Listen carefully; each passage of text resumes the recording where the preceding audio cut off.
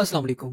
Prostate एक walnut shaped gland होता है जो मेल्स में यूरिनरी ब्लैडर के नीचे मौजूद होता है। ये ग्लैंड स्पर्म्स की नरिशमेंट और मूवमेंट के लिए एक खास फ्लूइड रिलीज करता है जिसे सेमिनल फ्लूइड कहते हैं। बाज़ औक़ात किसी वजह से प्रोस्टेट ग्लैंड के सेल्स एब्नॉर्मली ग्रो करने लग जाते हैं जिससे प्रोस्टेट में ट्यूमर या टिश्यू मैस बन जाता है जिसे प्रोस्टेट कैंसर कहते हैं। अगर प्रोस्टेट कैंसर को टाइमली ट्रीट न किया जाए तो ट्यूमर पूरी बॉडी में फैल जाता है जिससे पेशेंट की डेथ भी हो सकती है। कॉजेस: प्रोस्टेट कैंसर की एग्जैक्ट कॉज अभी तक अननोन है। अलबत्ता कुछ फैक्टर्स जिनकी वजह से मेल्स में प्रोस्टेट कैंसर के चांसेस बढ़ जाते हैं। उनमें एज, जेनेटिक फैक्टर्स, डाइट और स्मोकिंग वगैरह शामिल हैं।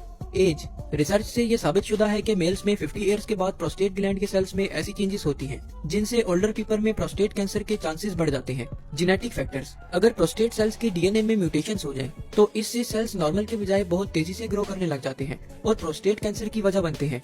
डाइट: ऐसा देखा गया है कि वो लोग जो हाई फैट डाइट इस्तेमाल करते हैं उनमें भी प्रोस्टेट ग्लैंड के चांसेस ज्यादा होते हैं। स्मोकिंग: डाइट की तरह हैवी स्मोकर्स में भी प्रोस्टेट ग्लैंड के चांसेस ज्यादा होते हैं।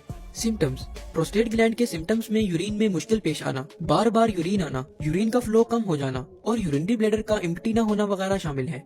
Diagnosis and treatment: prostate cancer को डायग्नोस करने के लिए blood PSA test, urine test, digital rectal exam, transrectal ultrasound और बायोप्सी टेस्ट वगैरह परफॉर्म किए जाते हैं। इसी तरह प्रोस्टेट कैंसर को अर्ली स्टेज में ट्रीट करने के लिए सर्जरी यानी कि प्रोस्टेटेक्टोमी और रेडिएशन थेरापी परफॉर्म की जाती है, जबकि एडवांस स्टेज कैंसर को कीमोथेरापी, हार्मोनल थेरापी, इम्यूनोथेरापी और टारगेटेड थेरापी वगैरह के थ्रू ट्रीट किया जाता है।